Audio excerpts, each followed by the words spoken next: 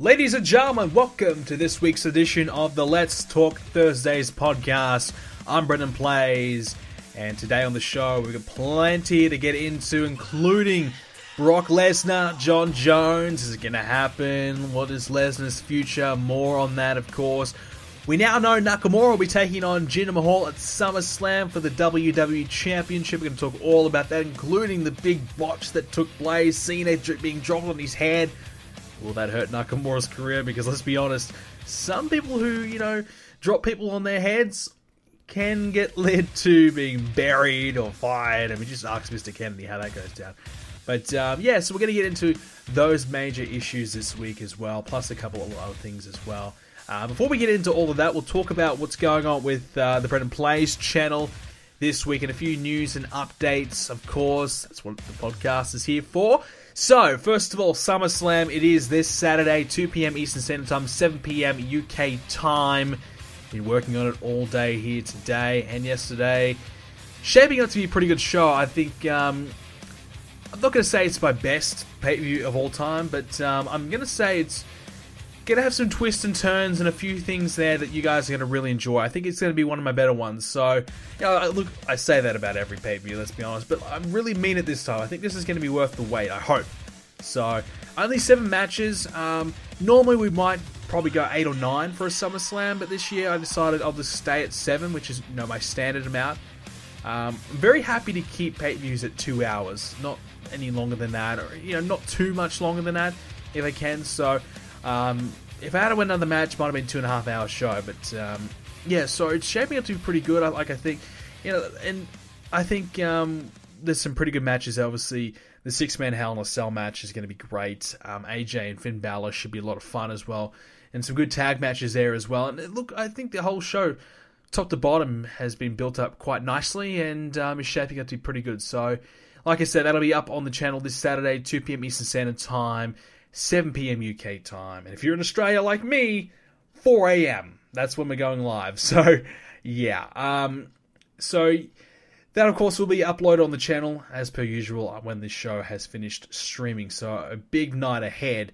What will be Sunday morning for me. So, I always hate that. I've kind of got my sleep pattern a little bit better. I mean, I used to kind of go to bed around 4 a.m. anyways. I don't know why. I just got myself in that routine. I really hated it. I've kind of shifted that back a little bit now to about 2 a.m.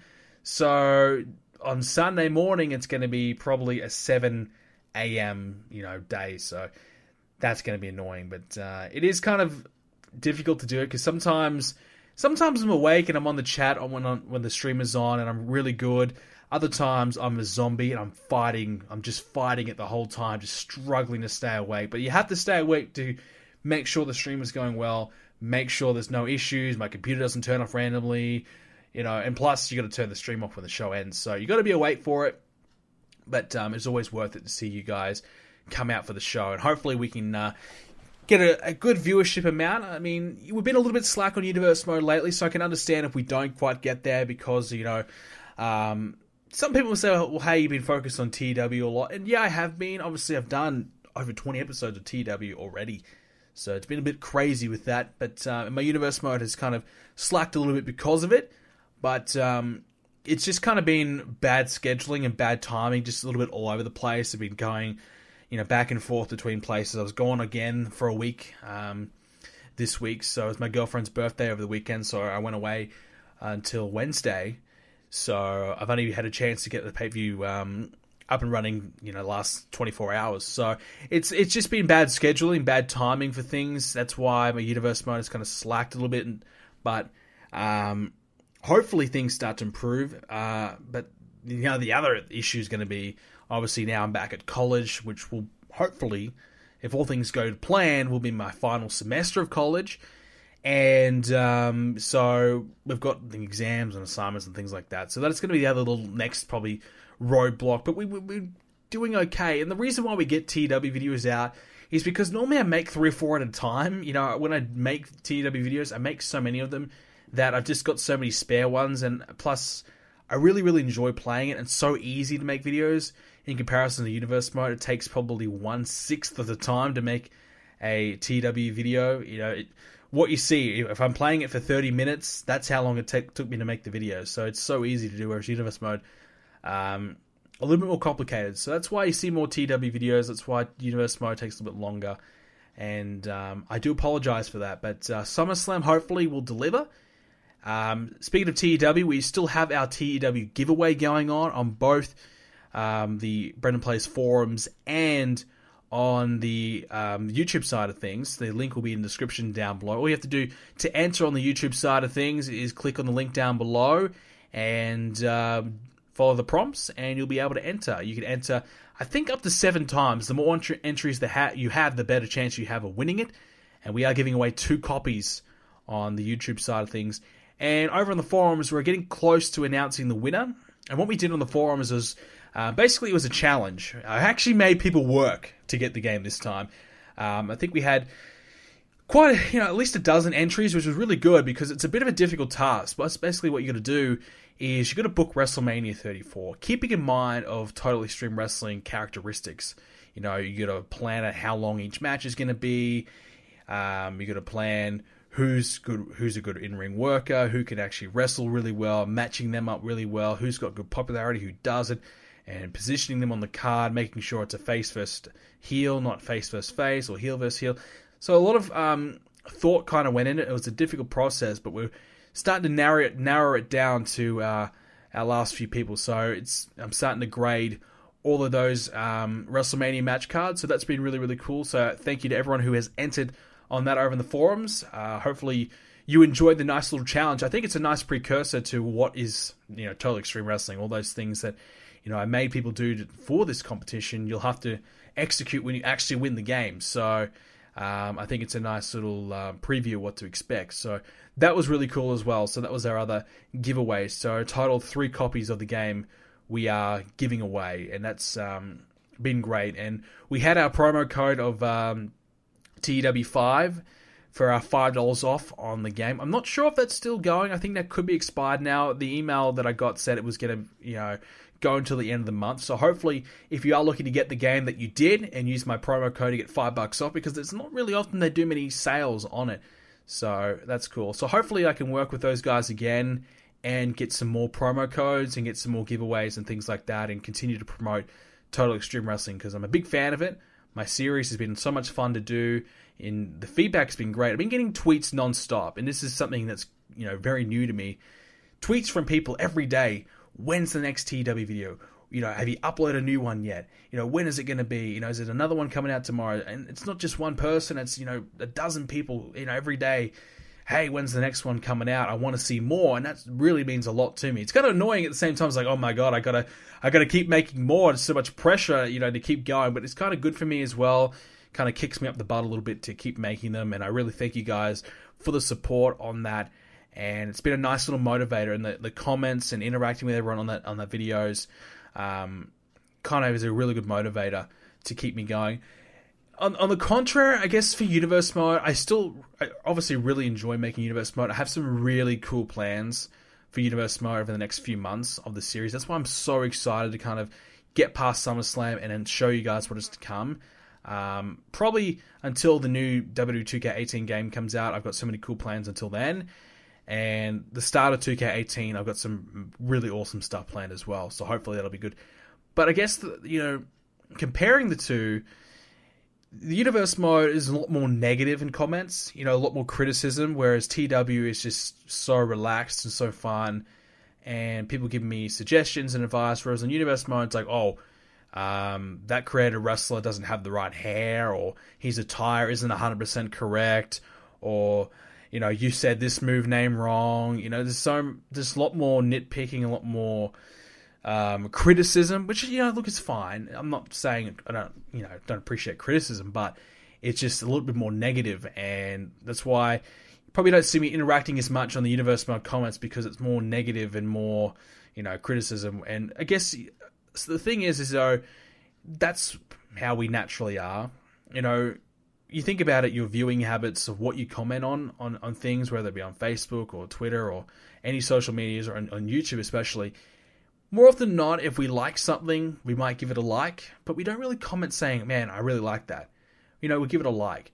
But if there's something we don't like, we'll comment about it. We'll be more vocal about it. It's like me on the podcast. I talk about things that I don't like more so than I do like, because you can spend more time on things you don't like and you've got more to say. So I get that when it comes to YouTube comments. And YouTube comments have always been pretty bad in the last few years. You know, most of the time as well, my Universe Mode comment is like, hey, I make my own Universe Mode, come watch me instead of watching Brendan Plays. That's really annoying. That's probably one of my pet peeves about YouTube comments. And if you're one of those people that do it, I'm not going to knock you, because I get it. You're a small channel and you're trying to, you know, get people to come to your channel. I didn't personally do it for mine. I may have probably done it a couple times and said, hey, I make Universe Mode videos too. I don't really recall doing that. I honestly don't. Maybe once or twice, very, very early on. But for the most part, I just let the videos do the talking for themselves and promote it on my own social medias. And I think that's a more respectful way to go about it. And for me personally, if you come in my YouTube comment section and you promote your own stuff, I'll, you know, for starters, I'll block you. But it just gives you a bad look, in my opinion. I could be, you know, very wrong on this. Some people may think otherwise. I think it's, you know, part of the YouTube game. You got to do what you got to do, and I definitely agree on that. And that's why I said I'm not going to knock you. But for me personally, I don't think it's very respectful the person you're doing it. And look, you look at, you know, PewDiePie or KSI or anyone's major channel, and all it is people promoting or spam. It's just all rubbish. But for someone like a little, you know, I'm a very small YouTuber, so for someone like me, you know, I read majority of comments that come my way. I will see it. Sometimes I don't want to see it, but I will still see it. And you see a lot of the promotion stuff, so you see a lot more of it. You take it more. It's more meaningful, I guess you could say. It's more annoying, whereas if it's on a major scale, well, you don't even read any of your comments. If you're, you know, PewDiePie size, you couldn't if you wanted to.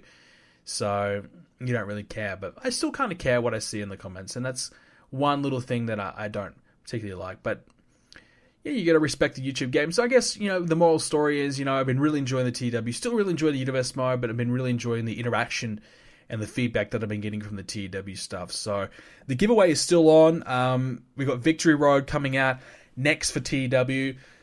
That could be uploaded by the time you hear this podcast, so check that out as well.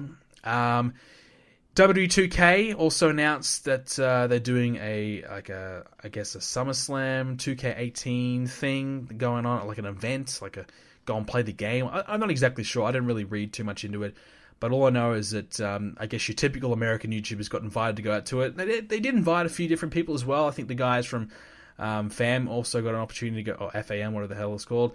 They got to go out and do it, so that's cool for them. Again, you know, it's one of those, you know, woe is me situations. I would have loved to have gone out there and done it, but obviously me being all the way down in Australia, you don't get to do these things, so it sucks. It does, but, you know, you understand.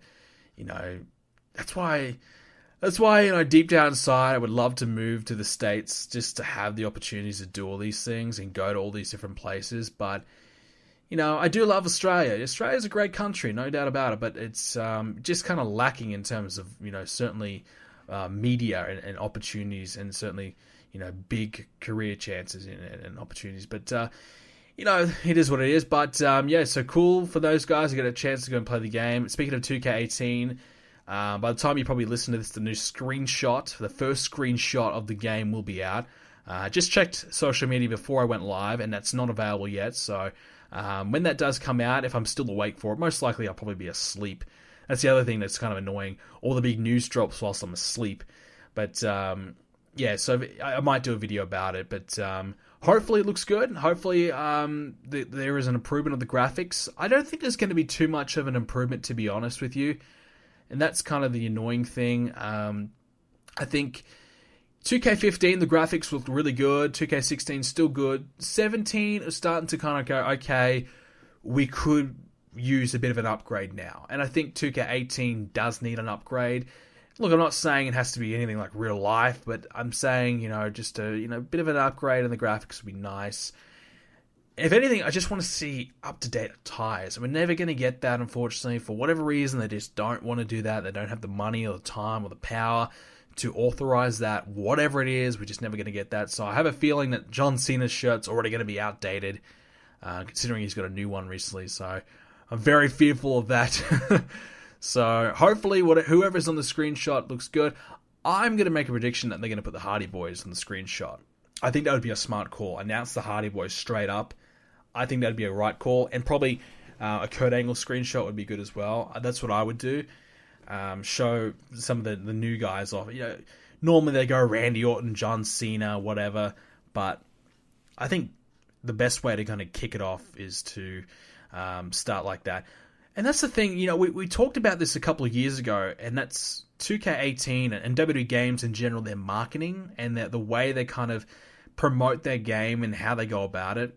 I've been very critical of it, and I still am. I think it's very strange the way they go about it. It kind of always gives you the vibe that they're hiding something, that they're trying to hide the game for as long as they possibly can until release.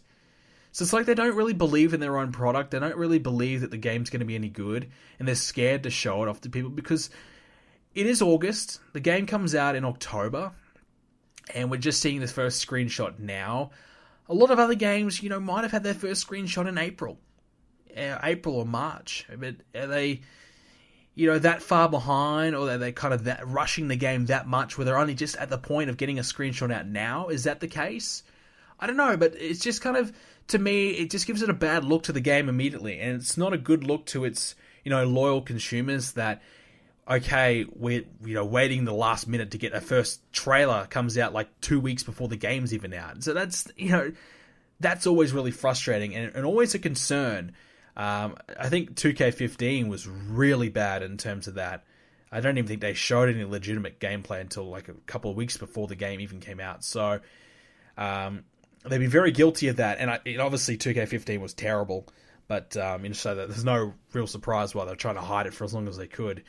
So I feel like it's just a bad look to try and hide the gameplay as long as they can. So the screenshot now is good, yeah, but you probably would have liked to have seen something maybe a couple of months ago, especially when they had the Seth Rollins cover reveal. I would have liked to have seen a Seth Rollins screenshot maybe. When they did Kurt Angle's reveal, you should have done at least a Kurt Angle in-game trailer for him then. But they haven't done that yet, so it just feels as though their marketing team is always kind of off the pace in comparison to other games.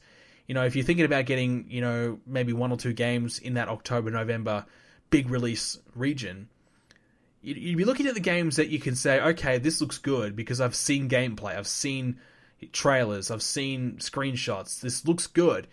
But then you look at WWE and you go, well, I'm not going to pre-order that because I don't know what I'm pre-ordering yet. And they're announcing this collector's edition of the game, but we don't even know what the game looks like yet. So that's kind of the issue that I have. They announced their DLCs, they announced their special editions and their season passes and everything like that. All the money making ploys that they've got going on, but they don't even really announce what the game is going to be yet, or what can we expect in the game. Or they've obviously announced the features in the game mode, which is great, but you take that with a grain of salt because you don't really see the I guess, no pun intended, the stone cold evidence yet.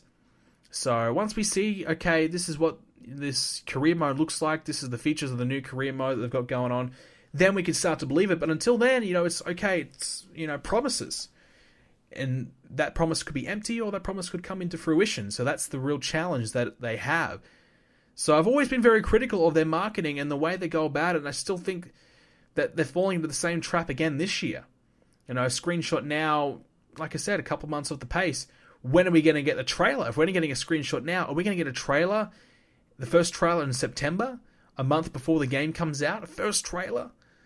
That's pretty slack. Most games that are coming out in November have had, they went into E3 and they showed gameplay, people playing the game for 10 minutes, playing the first mission of the campaign, trailer, and now WWE, though, still, we're only just getting a screenshot. Probably get one screenshot today. Maybe another screenshot next week. It's, I just feel like they could do a lot better than that. It's a bit slack and it's a bit, disappointing.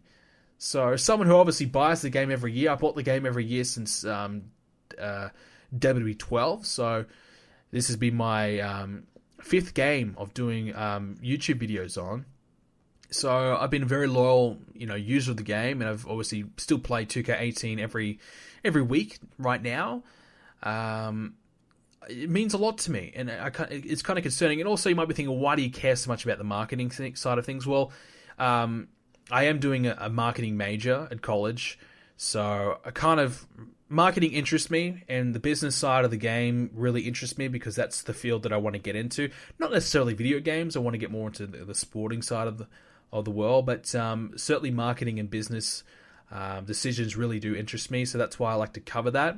But yeah, you just feel as though they're so far behind. And still, like I said, I could go in and do a whole podcast on features that I think they should put in and why.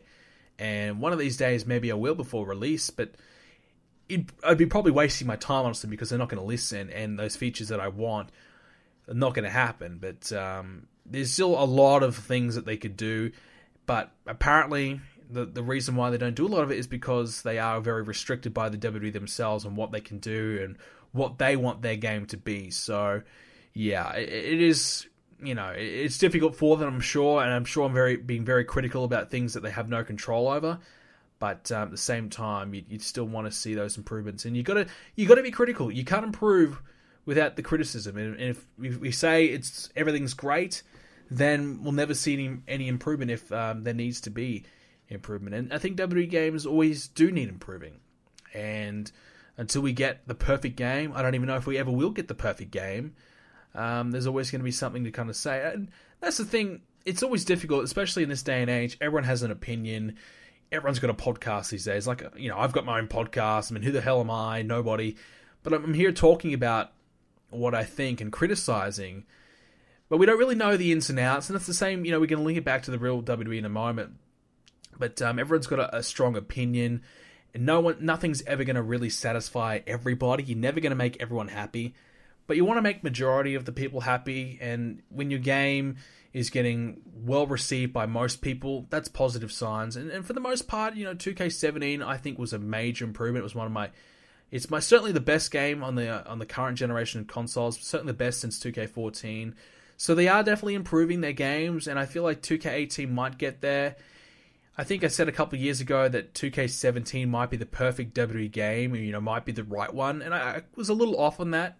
I think I was a little bit more optimistic that they might get there, but they were getting closer. They are getting closer. There's still a long way to go, but I'm not going to say 2K18 is going to be the perfect game or 2K19, but I feel like we could get back to having WWE games be some of the best, sporting games or best games on the market, period.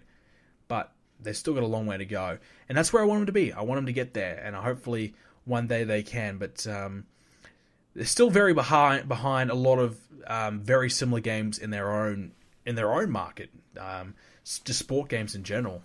So let's hope one day they can get there. But just to wrap it up, I guess, just the marketing decisions and just seeing the first screenshot today is going to be hopefully great, but still a little bit too far behind the schedule that I would have had anyway. So, and it's, like I said, it's just been the same way for a long time now, and I just don't get it. But we'll move along now. I didn't even have that topic planned. I just wanted to kind of chat about it. But they're really, in terms of news this week in WWE, there's not a hell of a lot going on. We didn't have a pay-per-view this week, which is rare. It seems like we have a pay-per-view every second week, and, well, we pretty much do. So we've got a few weeks now without a pay-per-view, so there's going to be a few weeks where there's probably not too much going on. SmackDown has a few major topics, but in terms of Raw, we'll kind of get into it. First up, Jon Jones from the UFC. He called out Brock Lesnar, basically challenging him to a fight. Will it happen? Obviously, on Raw, Paul Heyman said if Lesnar loses, he's going to leave the WWE. So WWE kind of playing on that a little bit. Obviously, knowing that Jon Jones called Lesnar out, they're trying to play on that a little bit and maybe tease that could happen, tease that, and kind of add a little bit more hype and speculation around the match. It's a very good move from the WWE to do that, and having that as a stipulation is a smart move. So will that fight happen? I think it's very unlikely at this point. It is. I I would say it's a super fight. I could be very wrong in my assessment there, but to me that's a super fight. You know, two guys in two different divisions. Jon Jones, one of the best fighters I've seen. Just so tall, has such a long reach, these deadly kicks, strikes. I like to say Lesnar will beat him, and the fan in me will say, yeah, Lesnar will beat everyone. No one can beat Lesnar. But Jon Jones is a different animal. He's a monster, man. He's very good. He beat Daniel Cormier recently. The UFC pay-per-view, which I did not watch, but I saw the knockout. Well, you know, the big kick that kind of started the knockout. And, you know, look, so that was a nice return from him. Obviously, he's had his demons as well. So both guys probably need the fight. Jon Jones needs the money, probably, to kind of get his career back on track after the last few years of being out of the spotlight and, you know, drug charges, and I think he was suspended or whatever. I'm not sure. Look, I'm not a UFC, you know, fanatic. I kind of keep tabs on it very casually, so I'm not 100% sure. And I think Lesnar needs to fight, I guess, to redeem himself for the drug and the steroid thing. If he wants to redeem his, you know, career in UFC and mix, you know, MMA, that's a good way to go about it, and it's a big payday for both. Lesnar doesn't need the money, but Jon Jones probably doesn't need the money either. But Jon Jones and Lesnar probably both looking at McGregor and Mayweather and looking at that and going, wow, okay, we could do something not on that scale, but something, you know, like that, and do big business for both WWE and UFC. So I'm sure both parties involved want it to happen, but the whole Lesnar scandal thing is going to be the deterrent for it. So I'm going to say it won't happen at this point, but it'd be a nice, you know, what if. And I guess Jon Jones using that as a way to kind of get his name out there, you know, basically calling out the one guy that probably can't fight him at this point, who's a big star in Lesnar, calling him out to get some publicity about him, to get, you know, some more notice and recognition, get a bit of hype around him, and, you know, some talk about it, get people talking about him again. So, you know, obviously winning the belt is, you know, enough, but this is just kind of putting it over the edge. So, yeah, look, I think it'd be great to happen. I think Jones would probably win, despite Lesnar's extra size. I think Jones is just a better fighter. But the fan in me will be definitely cheering on Lesnar if it did happen. But, yeah, so I think it's just more of a, you know, a bit of a marketing ploy. Just hey, let me get my name out there. Let me, you know, get people talking about me again. So I doubt it's going to happen, but it would be cool if it does. Moving along now into Raw itself. Looks as though they're setting up to do a triple threat tag match at SummerSlam. The Hardys, Gallows and Anderson, and the Revival. I think that's a good call. I think that is a good call indeed. Who would win that? Well, if, you know, the other match they're going to obviously do is Rollins and Ambrose versus Sheamus and Cesaro. If Rollins and Ambrose did win that match and won the tag titles, which I think would probably be a good call, honestly, we'll get to that soon, then I think the Revival would probably be a good win right there, and you could set that up for them later, for Rollins and Ambrose later on after they do another match or two with Sheamus and Cesaro, to have that in your back pocket. Jason Jordan appeared on Miz TV. I guess we'll give a little bit of a review of Jason Jordan so far. Look, a lot of people are very hard on him right now, and this is the other thing that I think wrestling fans, with now having such a huge voice and very much more opinionated than ever, this is one of the major issues in wrestling, is not giving anyone any time.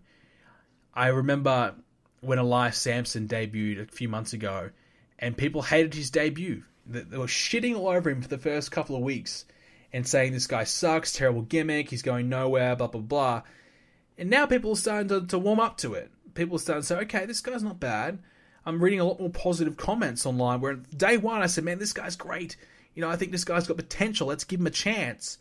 And people just aren't really willing to give things a chance for long periods of time. They say, okay, we'll give him 1 week, one episode. If he doesn't impress me, his first match, that's it. I'm done. And that's, you know, that's an opinion of a lot of people right now, and it's really annoying to me personally. It's just like, okay, how are we ever going to build stars? How are we ever going to get anywhere if we don't even, give it a chance? If we're just shitting all over it after 1 week, 2 weeks, 3 weeks. Jason Jordan has for the first time in his career, he's on the main roster as a singles. That's a big leap. You go from being in a tag team, having someone to rely on the whole time, someone to lean on. Now he's on his own. And not only that, he's got all the pressure in the world of being Kurt Angle's quote-unquote son. So not only is he now a singles, but now he's got all this pressure on him to be good and perform. The guy's doing the best job he can. Look, he's not that charismatic. He's not that great on the microphone. So, the mic skills, the back and forth. The Miz is obviously far better on the mic. And Miz is kind of in this rivalry to help Jason Jordan along a little bit, just kind of carry it a little bit there, do majority of the talking, whereas Jason Jordan will do majority of the in-ring action. So, look, just give it a chance. That's all I'm kind of saying here. I think he might win the championship at SummerSlam from The Miz. I think that would be too soon. But I think what will end up happening here is if they do that, it's quite similar to, I guess, The Rock coming in as Rocky Maivia. The WWE coming in, had him come in as a blue chipper, babyface, and, the smiley guy, Jason Jordan, very similar. And then it just didn't work. The crowd hated it. So I get the feeling that the crowd are going to start to shit on Jason Jordan, and that's where they're going to do the turn. But I guess it's kind of, similar to Kurt Angle, where the whole intention was to bring in Kurt Angle as a heel the whole time, when Kurt Angle thought, I'm never going to get booed, I'm an American hero. But, you start to gloat and start to be that, hero and kind of talk about how great you are. People get sick of you. And so Jason Jordan, to me, is a bit of a morph of The Rock at the beginning. Not with the, obviously charismatic or the talent of The Rock in terms of microphone skills and like that, but Kurt Angle, The Rock, very early beginnings kind of, shaped into one with that, fact that they probably expect him to probably get booed soon and maybe will do a turn. They've got that in the back of the mind, but for now, he's going to be that blue chipper guy, and perhaps that turn could be coming. So if that's the case, I think that's a good call. I think that's probably where they need to go. Jason Jordan right now, that smiley guy, just, I'm so happy that Kurt Angle's my dad, and then eventually he snaps and boom, that aggressive side of him, and maybe, maybe they do a storyline of him, struggling to live up to the reputation, and he's sick and tired of living under Kurt Angle's reputation, and he starts to disrespect his father, and maybe he starts to do something different, or maybe he, maybe he brings out the Olympic gold medal challenge and says, hey, I got my dad's medal and I'm going to defend it, or blah, blah, blah, and they start go that way. Because I remember I'm obviously been watching 2005 WWE, and one of the things that I've really enjoyed about Kurt Angle in 2005 is that he had the open challenge, the winner gets his Olympic gold medal.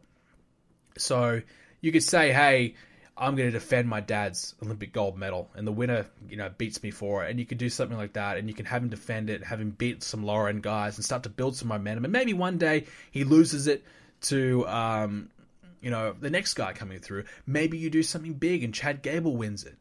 Do something like that. I don't know, but just throwing some ideas out there. But, you start to, build him as that mid-card heel rather than the blue chipper babyface that he is right now. So you just got to give it some time, see where it goes. Who knows? And look, I think Kurt Angle, I've been watching it, and Kurt Angle lost his gold medal to Eugene. So let's hope that doesn't happen in this circumstance. But, you could obviously use that as a way just to get Jordan over and as a heel and kind of kick that off and go from there. So, yeah, it could work. And, he could say, hey, I'm trying to defend my dad's, gold medal, and he loses because he's not as good as Kurt Angle, and maybe he, goes crazy. I don't know. But all I'm saying here is just give it a chance. As we said a moment ago, Rollins and Ambrose versus Sheamus and Cesaro looks to be a lock for SummerSlam. I think this is a really good match. I think Rollins and Ambrose as a team has really helped both. Really liked the change to Seth Rollins' theme song with the Burn It Down added to it. I thought that was awesome because that hits and then boom, the music just slams into it afterwards, and it just gets you pumped. I don't know, it just gets me hyped a lot more for Seth Rollins to come out. That used to happen when Dean Ambrose came out. When his music song hit, I used to get really pumped up to see him, just the way it was. Not so much anymore because I've just really, fallen off Dean Ambrose's bandwagon. But Ambrose and Rollins together is good. It's really helping Ambrose out right now. Ambrose versus The Miz all the time just wasn't good. It was just making Ambrose look bad because Ambrose on the mic, very overrated. Very, very overrated on the mic. We're still kind of living on the reputation that he had as Jon Moxley, being able to cut a good promo then. I can't really recall one great promo from Dean Ambrose right now in the WWE. So his mic skills are very overrated, and The Miz just makes him look bad on the mic all the time. So having him and Rollins together, I think is a good combination. It's really saving Dean Ambrose for me, and I think Sheamus and Cesaro versus Rollins and Ambrose will be a really good match. Really, really good. So I'm looking forward to that. I think that'd be great. And if anything, it adds another tag team to the tag division, whether it's long-term or not. It adds another tag team that they really need, and it's a very legitimate and very credible tag team. They could win the tag titles, and maybe they do another turn. I don't know. I think they've already kind of done a turn between Ambrose and Rollins. I wouldn't go for it again, but just another, all right, we'll bring back the band for a little bit. We'll see how it goes. Win the belts. Maybe you start to build up the revival, and then they take the belts from them. You could do something like that. So at least it gives a bit of life back into the tag division that's kind of been floundering a little bit. I was really wondering what the hell they're going to do with Sheamus and Cesaro because they have no babyface tag teams on Raw. So this is a nice move from them just to... maybe it's a placeholder situation, but at least it gets SummerSlam covered because I had no idea what they were going to do after SummerSlam. At SummerSlam or after SummerSlam. Finn Balor, basically... it's a done deal. He needs to bring the Demon back at SummerSlam. He needs it badly. Bray Wyatt's the right guy to do it. SummerSlam's the right time to do it. So if the Demon doesn't come out at SummerSlam, boy, I'm going to be very, very disappointed. And if anything, it's going to really hurt Finn Balor because he's just floundering himself. Bray Wyatt's very similar. Two guys just got no real direction. What's going on? They need something there to kind of spice that match up. And Raw overall was not a bad show if you watched the first 2 hours. If you watched any longer than that, it was okay. Because the last hour was terrible. The triple threat match began towards the end of the second hour and a little bit into the third. For whatever reason, they didn't make it the main event. I have no idea. It's just a really weird positioning on the show. It's like they booked a 2-hour Raw and went, oh shit, we have a third hour. And they just kind of threw together a third hour because we had Samson and Kalisto, nothing match. Bayley and Nia Jax, not a good match. And Big Show and Big Cass, which maybe they thought, okay, we're going to replicate Big Show and Braun Strowman again, which was awesome, but this just wasn't nowhere near that. Nowhere near it. Big Cass not as good as Strowman to deliver that. So it fell flat, and they really didn't do much at the end. If they had a big angle at the end of the show, sure, but they really didn't. They've obviously got a lot of faith in Big Cass and Enzo in their staying power and their drawing power and getting interest. Obviously got a lot of faith. I think Meltzer said that they do good ratings when they're on, so maybe that they thought, okay, we can get away with it. But it's just weird that there's hype the whole show around the triple threat, and they had it after 2 hours, and it's like, okay, I've seen what I wanted to see, now I can tune out. Maybe they're starting to book, okay, maybe we realize the end of the second hour, that's our main event. And the third hour, if it's optional. At least maybe they're making it optional. Maybe, okay, you don't have to watch the third hour if you don't want to, because there's nothing on it that you need to watch. If that's the case, then that's fine by me. But that certainly seemed to be the case this week, because there was nothing on the third hour that you needed to watch. If you missed it, you didn't miss anything at all. So the only thing you missed was Bayley potentially getting injured. She just took a normal bump, but must have landed on her shoulder a little bit wrong or something like that. We don't know the extent of her injury. Honestly, I don't care. Bayley's on my shit list. She's just, ugh. Sasha Banks and Alexa Bliss have real life heat. They real life, they don't really like each other for whatever reason. And for whatever reason, they scrapped that match. They went back to Bayley and Alexa Bliss. So whether Sasha Banks is pissed off someone that she shouldn't have, or I don't know. Maybe those two just can't get along backstage. Whatever the case is, they scrapped that match and went back to Bayley. Now Bayley looks to be injured. could miss SummerSlam. Maybe they'll have no choice but to go back to Sasha and Alexa, which I think is the match they should have done to begin with. Because you do a match at Great Balls of Fire, you do a count-out finish or whatever it was, or a DQ, I can't remember.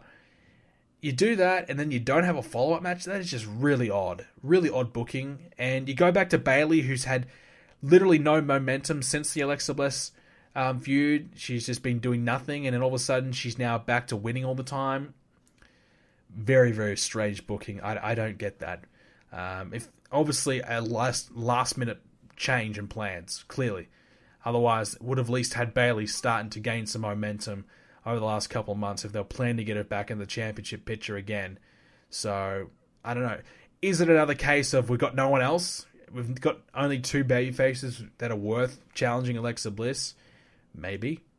Mickie James probably not at that level anymore. They've kind of ruined her.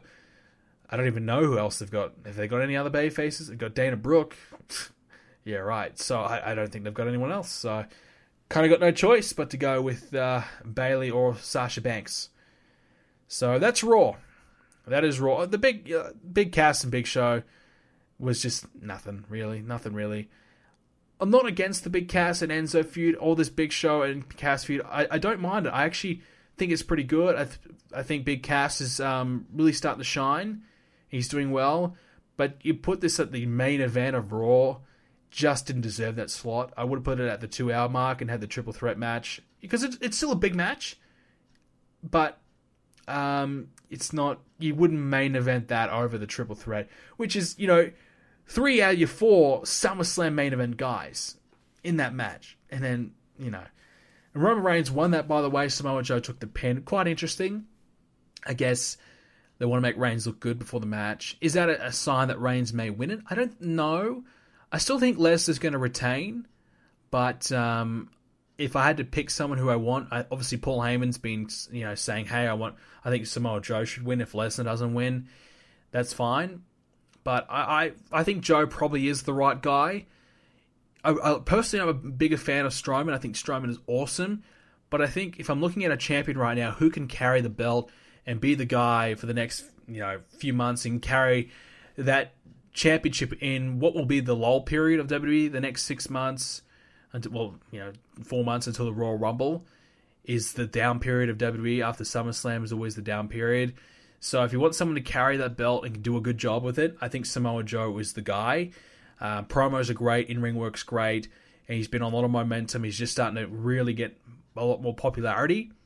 I think Joe's the right pick. Strowman, I would save that. Yes, SummerSlam's a big occasion, but I'd probably save that for maybe a WrestleMania win or give him the Royal Rumble win and do that. I think that'd be great to really legitimize him. And Roman Reigns, we've already seen what he can do with the belt. We've already seen him at the top. I think this is a good opportunity to make a new star. We've already got Joe and Strowman. You would always say they're stars, but you give them the belt, it just kind of gives them that legitimization that they are. So if I'm going to pick a winner, I definitely want one of those to win it. The only problem is, okay, who do you have to feud with that heel? You got Roman Reigns, but then you can obviously bring up Seth Rollins and have that feud. You can do Dean Ambrose if you want, Finn Balor. So there's a few options there. And for, let's say Roman Reigns wins as a babyface, you've got Joe, you got Strowman, you got Bray Wyatt. There's a few options that they could go with. That either way. So Raw's quite stacked in terms of their main eventers, whereas on SmackDown not really at all, very weak. So Raw has that advantage over SmackDown right now. But I would probably nearly say SmackDown was a better show again this week. You take out that third hour of Raw, it's close. But for SmackDown, obviously Nakamura is now the number 1 contender for the WWE Championship. Beat John Cena. I'm surprised that he did and beat him clean. John Cena got dropped on his head. Bit of a botched landing from him. Is it a botched move or is it a botched landing? Probably a bit of both. But Cena landed, he said, I was really worried. It was a bad landing. I was really worried that he hurt him. But he looks to be okay. And Nakamura apologized after the move as well. When they were, Cena's, pointing at him and congratulating him. And Cena said, that's okay. Don't worry about it. So that's good news. I was kind of worried, oh my God, is Cena going to, bury Nakamura now? But hopefully not. So Cena's obviously got announced that he'll be a part of the Transformers spin-off movie or whatever the hell it is. I've never watched a Transformers movie in my life, and I never will. That franchise just looks terrible to me. But he'll be in that movie, which I will not watch, but I wish him all the best. But so filming, I think, is going to start taking place quite soon. So is Cena going to film that movie now? Maybe they changed plans because of this. Maybe this was the plan all along. I'm not sure. But it'd be weird to bring back Cena for a month and then have him gone. He's still all over the SummerSlam posters and things like that. So I'm still guessing that he's going to be involved in SummerSlam in some capacity. The one guy they could have him have a match with is Baron Corbin, which they did something afterwards with Corbin and Cena after SmackDown. So maybe that's the case. That's a match that I really don't care for. I blame Baron Corbin for that because I really don't care about him at all. I don't know what's worse, Jinder being champion or Baron Corbin being champion. Both really sound like a nightmare to me. But honestly, I'd probably take Baron Corbin. I really would. Jinder, I think, needs to lose it to Nakamura at SummerSlam. Again, Nakamura, you could say that he's had a bit of a failed run so far. Things are starting to pick up, but I blame it on his opponents. He had Ziggler. It just didn't really mesh too well. Baron Corbin, not the best guy to kind of showcase Nakamura against. Unfortunately for Nakamura, all the guys that he would do really well against are on Raw. Seth Rollins, Samoa Joe, Finn Balor. I think Roman Reigns and Nakamura have a good match as well. So a few of those guys in the main event region that he would really do well against are over on Raw. So he doesn't really have the opponents that really suit him. The one guy, obviously, is AJ Styles, but they're saving that for later on. And Kevin Owens probably will be his challenger if he can win the championship. So I think the right call is to give it to Nakamura. That way, once again, you make a new star. You legitimize Nakamura. I think they realize that he is a star. Jinder Mahal is not. Jinder Mahal just has been a failed experiment, in my opinion. But here's the thing, I wouldn't bury Jinder Mahal. I wouldn't say, okay, let's bring him back to being a jobber. Let's bring him back to, losing again. It'd be the next, Kurt Hawkins again and have 100 losses in a row again. I wouldn't go back to that. But what I would do is I'd put him in the mid-card and develop him even more. Start to develop that character, keep that character going, and let him improve as a singles wrestler. Let him improve and get him to that US title and maybe start to have him, feud around that and do something there.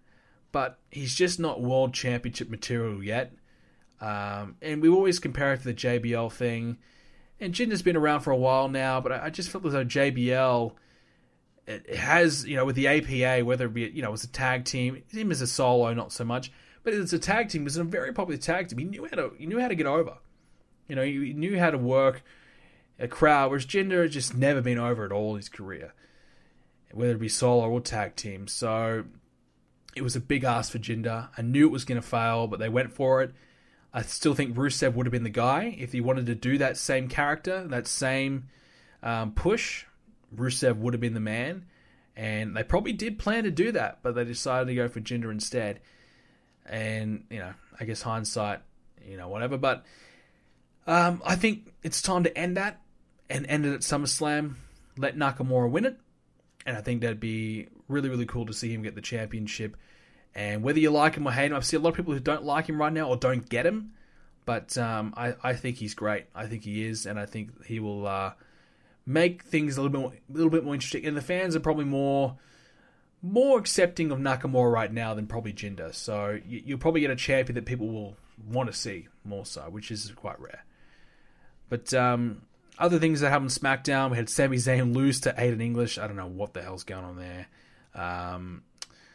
Sami Zayn, he's just losing everyone now. And Aiden English starting to get a few wins. Maybe he's getting the push that he was meant to get. I think Aiden English is nothing. I just don't see that working. His singing is annoying, which is good for a heel, but just doesn't really follow it up in the ring. Sami Zayn's character is just all over the place. They need to really probably repackage him into something different if he's going to be a legitimate, player. Losing to Aiden English, though, I think that's just undoing a lot of the work they've done on Sami Zayn, sacrificing him. But to be fair, who else have they really got to sacrifice? They're really struggling for mid-carders on SmackDown, so if they feel as though Aiden English can fill that void, then that's fair enough. We'll give him a chance. We'll give him a chance to see how he goes. But, yeah. I think Chad Gable has got a lot of potential, had a really good match with Rusev. I think he's the one guy that if I'm looking at SmackDown's roster, who do I invest in? Chad Gable. I tell you what, great in-ring worker. He's going to have a lot of great matches. Personality, it's certainly, if you're going to compare it to Jason Jordan, it's certainly more there. And he looks like he matches up well. I mean, you know, he took an AJ Styles a few weeks ago, and he didn't look as though he was lacking behind. He looked like he matched AJ. He looked good against Rusev. So he just looks good. He looks good, and I'm really starting to buy into him as a solo. I think at the end of the day, when we look back in a few years' time, who's this going to benefit more? It's meant to benefit Jason Jordan more, but at the end of the day, I think it's going to benefit Chad Gable more. I think this is going to be the beginning of Chad Gable's rise. And hopefully they see that. He's still losing, but sometimes you can lose but still win at the same time, if you know what I mean. Because he's losing, but he looks so good. And people are starting to go, oh man, this guy's alright. This guy's got the potential. Before, he was a tag team guy. If he goes from being a tag team guy to winning all the time, it's like, well, okay, you know, he's now beating Rusev, who's former US champ. It's a bit of a stretch. But if he's really taking them to the limit and, you know, taking a lot of guys to the limit all the time, and then eventually he starts to get those wins. After, you know, a few months of being as a solo, he's improved, and he starts to, oh, boom, he beats Rusev. He beats Dolph Ziggler. He starts to get a few wins. Starts to get, you know, you start getting used to him winning more often than not. That's when you go for it. But, you know, I could understand why they're not having him win now, because it's too soon. And if I'm personally booking Chad Gable, I'm doing exactly what they're doing.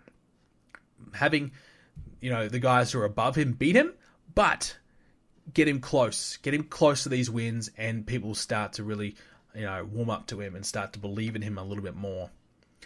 Finally, Shane McMahon announces a special guest referee for AJ and Owens. Look, I want to see this AJ and Owens feud end at SummerSlam. I think it's the perfect time to do it. They've had so many title matches now. I think it's time to move on from that. But Shane and Kevin Owens, is that a good matchup? I don't think it's going to be bad. I mean, when's that going to happen? Is it going to happen at Survivor Series? I don't see it happening on just, you know, regular SmackDown pay-per-view. I mean, it could, but I'm sure the better call would be to wait till Survivor Series. Maybe they do. Shane McMahon gets a team for Survivor Series. Kevin Owens gets a team. Maybe they do that. I don't know. But, yeah, I would like to see something there happen. I think so. So that's your SmackDown recap, I guess you could say, your WWE recap. Last couple of things before we get into our questions. We're kind of running a little bit out of time. Great Khali looks as though he's a one and done. He's finished up already. Looks as though he might not be returning. I think after what happened at the pay-per-view, it's probably a good call. He's just so awkward, you know, grabbing the belt of Jinder. Yeah, but it was a good call. A good filler, a good finish, in my opinion. A good way to have Randy lose. But we don't really need to see Khali back full-time. Taboo Tuesday could be coming back. WWE trademarking Taboo Tuesday again. I think Taboo Tuesday and Cyber Sunday were way ahead of its time. I think they were two great concepts, and I would love to see it back. Taboo Tuesday, though, I don't see how that would work, a pay-per-view on a Tuesday, so it's either going to be a special edition of SmackDown, or I don't know. I think Cyber Sunday returning as a pay-per-view would be great. Obviously, we can go on the WWE app and vote for the match types that we want. They've kind of done that in the past. They haven't done that for a while, have they? You know, have people vote on the stipulations of a match on the WWE app. They used to really pump the app all the time. They don't really do that anymore, do they? And they don't really, you know, I haven't had us vote on a stipulation for at least a year or maybe 2 years. It's been a while. You know, I used to hear Michael Cole, get the WWE app. This is how you get the app. They're kind of teaching people how to use the app freaking store. So, look, I wouldn't be against that. Cyber Sunday coming back, I think, would be a very good call.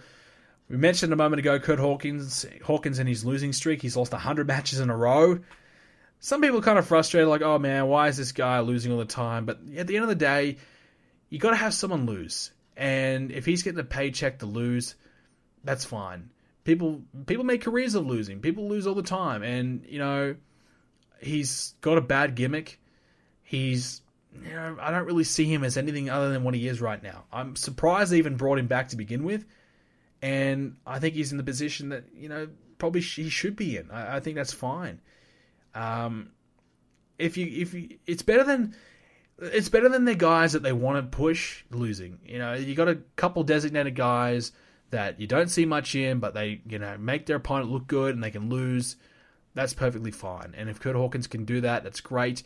And he's done a decent job of that. 100 losses in a row, that sucks for him, but I'm sure he's quite happy doing what he's doing. He knows his role. Zack Ryder had the same role for a long time, and Zack was probably not happy about doing that. But I'm sure when Kurt Hawkins got the contract, they probably said, look, we're not bringing you back to push you. We're bringing you back as a guy, an extra guy on the roster, probably to lose to our other guys we want to push instead. And obviously he accepted the terms. I don't think they said to him, we're going to make you the world champion when you come back. So he knew what he was signing up for, and I'm sure he's probably happy that he's just got a job. He's just on TV doing what he wants to do. So I think that's the thing as well. Everyone expects everyone to be getting pushed. You can't push everyone. Not everyone can be the world champion. So someone has to lose, and it's better that you designate a few guys to lose rather than, Sami Zayn, for example, losing when he should be getting more wins than he's losing, but he's starting to lose more than he's winning. So that's when the issues happen. Last thing, Becky Lynch and Cyborg. Is that going to happen? No. Once again, very similar to the Jon Jones thing. It's just not really possible happening. Both just using it as a way to kind of hype themselves up and get themselves attention. So, yeah, don't expect that to happen, but it would be cool. But Cyborg would destroy Becky Lynch, let's be honest. But we are running out of time. We do have some questions, so we're going to quickly get into those before we wrap up this week's show. Hey, I heard reports that the Great Khali is going to win the WWE Championship. What do you think about that? Well, I don't know who your sources are, but whoever they are, I'm going to say they're wrong. I haven't heard anything along those lines. What I've heard is that Khali is not even coming back, let alone winning the championship. I think that would be disastrous. I think that would be a terrible call. I can't see it happening, so I don't even think we'll see Khali again, let alone give him the strap. Whilst we've been doing this podcast, I just obviously paused the podcast to get the questions all sorted out. They've just released the WWE 2k18 screenshots, so 2 screenshots of Seth Rollins. They're up on my channel right now, the video of it. But the game looks pretty good. The screenshots look pretty good. Obviously, quite a lot of improvement to the lighting and just the natural colors that they kind of use. It's kind of hard to explain, in my opinion, what I'm trying to think of the words, but they've talked about it, obviously trying to improve the lighting, improve the shadowing and things like that. You can kind of see what they've done there, and it certainly looks pretty good. So I think it's a pretty positive sign right now. Of course, if you want to see the 2 screenshots, they're available to see on my Facebook page, also on my YouTube channel, but they are all over the internet right now. Anyways, other questions. Cameron Fox, do you think Heath Slater should get another title run in the future? Tag title, yeah, maybe, with maybe another new partner, but as a singles, no. Thomas Speller, I know you've been critical of Brock Lesnar since his comeback, but what is your favourite match since he returned in 2012? Are you talking about his comeback in general since 2012, or his just recent comeback? I haven't been critical of Lesnar as a overall. I think Lesnar's been great in the last 5 years. Yes, his recent times in terms of, I guess, ever since the Goldberg feud, he's been quite lackluster. But my favourite match is definitely the original one, John Cena and Brock Lesnar from Extreme Rules 2012. That was just so different. That just felt like a real fight. Just so different, so awesome. Such, like I said, just so different to what we're used to seeing. I hated the fact that Cena won. I thought that was the most ridiculous decision I've ever seen. It was just stupid. They're so lucky that they didn't ruin Lesnar, because you bring back Lesnar for the first time after being UFC champion, blah, blah, blah, blah, and then you have Cena win. It was just ridiculous. I don't know why. They could have really started Lesnar as this unbeatable beast 2 years before it happened, but they had Cena win. The other one was definitely the CM Punk match. I thought that might be his actual best in-ring match since, and I think that was really awesome. I need to go back and watch that again, because I really enjoyed that feud. Afterwards, when CM Punk's feud with the Ryback and all that was not good, but definitely the CM Punk and Lesnar match was awesome, and I definitely need to go back and rewatch that, because that to me is one of CM Punk's better matches in recent time that he had in that period, and certainly Lesnar's best. And also the Cena match that kind of kicked things off as well. The other one, just think about it, I just watched it a couple days ago. Undertaker and Lesnar in the Hell in a Cell match at the Hell in a Cell pay-per-view. That was an old school throwback Hell in a Cell. That was really cool. I really enjoyed that, and I watched it again the other day because I was just thinking about it, and that was great. I loved it. Just an old school throwback. Felt like the Ruthless Aggression era, where it was just a brutal match, and it was great. Loved it. Probably Undertaker's last great match that he had, and probably Lesnar's last best match too, because Lesnar hasn't done anything good since. This is from Daniel Gregory. Do you think it's too early for Nakamura to be the WWE champion? Yes, I think it is too soon. I probably would have done it maybe WrestleMania time, but if the alternative is Jinder Mahal, then I think pushing him a little bit too soon might be what just needs to be done, because Jinder's not going well as a champion. If it's either Baron Corbin or Nakamura, or Jinder, I'm definitely taking Nakamura. So I don't think Baron Corbin is ready to be WWE champion yet, but he's now Money in the Bank winner. He's going to win the title some point, probably, if the rumors are probably true, probably at SummerSlam by cashing in. So we got that to look forward to. They've just got no one who's probably ready. But Nakamura, to be fair, has been, he's been wrestling for a long time, and he's been IWGP champion in the past. So he has been a champion. He's been a top guy before. Just in terms of a top guy in WWE, not that long. So that's why I would say he's not ready. But you don't know till you try. And I think he could be more successful than what we think. Tanzim Ahmed, what happened to your Wrestling Shoots channel? It got shut down. It got shut down of copyright. I kind of expected this could happen. But so obviously doing the shoot channels, upload podcast clips. And if most people are happy to upload if you upload the podcast clips, but a few certain people don't like it, and we got shut down. But it was really cool while it lasted. Roy the Boy's got a few UFC questions.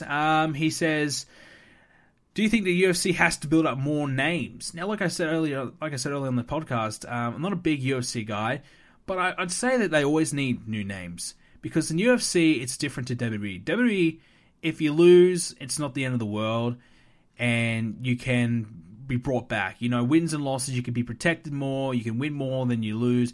In UFC, to be a star, you have to be a winner.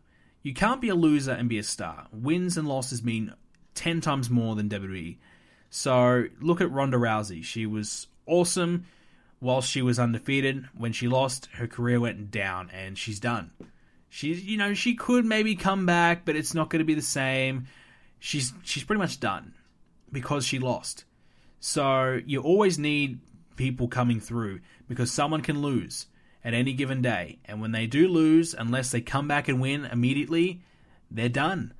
Conor McGregor, he's lost, but he could come back because he's just such a huge personality. He can sell tickets just on who he is alone.